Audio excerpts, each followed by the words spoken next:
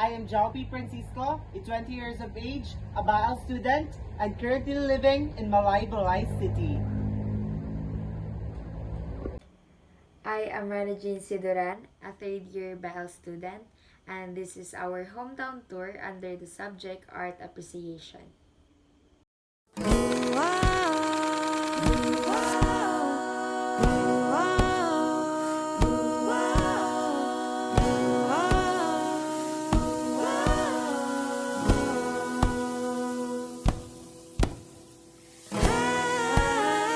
Welcome to Malaybalay City, Sakata, Malaybalay.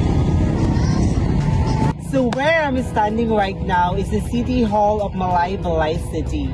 It is located at Barangay Kasisang, one of the most stunning and picturesque city halls in the Philippines. It was built on year 2017 under the former mayor, Honorable Ignacio W. Zubiri. But currently, it is now being led by Attorney J. Warren Pabiliaran. So, the municipal hall has approximately 10 hectares wide. The main function of this city hall serves as a central hub for services, information, and support for the people of Malaybalay City. There are not only good people here in Malaybalay City, but rich and diverse wildlife also.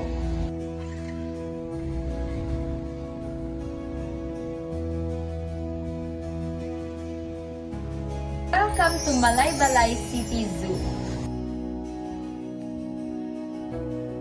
Here, we can find various types of animals that we can actually interact in real life, such as snakes, birds, monkeys, and more. Open from Tuesday to Sunday from 9 to 10:30 in the morning and 2 to 4:30 in the afternoon. The entrance fee for children aged to 6 to 14 years old is 5 pesos only, while the 15 years old above is 20 pesos only.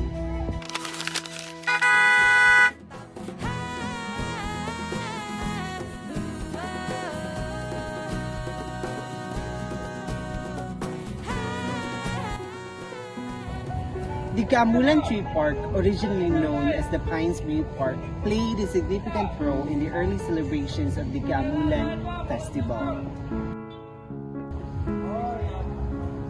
Today, the Kaamulan Tree Park has transformed into a vibrant hub of cultural and recreational facilities, providing quality services for all. The Kaamulan Tree Park features a verdant area and has a unique landscaping view. The Provincial Zoological Park, the Kaamulan Children's Playground, the Kaamulan Open Theater, and the Kaamulan Horse Barn, highlighting horseback riding activities. This tourist spot offers a stunning views of many trees, perfect for taking refreshing selfies. It is where the fresh air and the beautiful spots can help you relax and unwind, reducing your stress. So we are now here at San Jose, Malaybalay City, Bukidnon at the Monastery of Transfiguration. Let's go!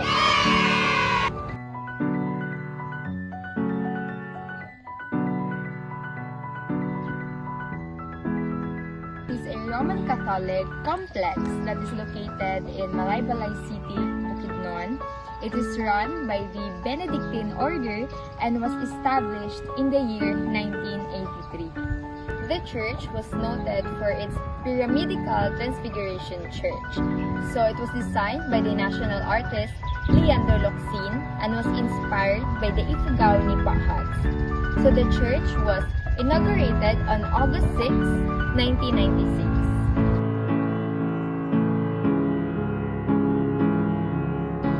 The main entrance for source from this to the It is a two-story museum which exhibits the liturgical investment collections of President. The monks also produce and sell their own brand of coffee, Monk's Blend, available in their gift shop and the Abbey Cafe, alongside other foodstuffs and religious souvenirs.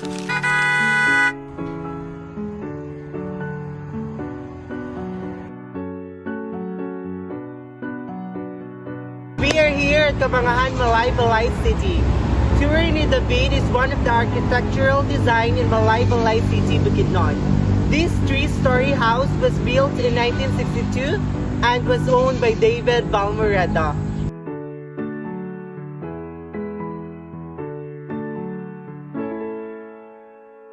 It was originally called as Casa Alegre, but it was later known to residents as Torre ni David.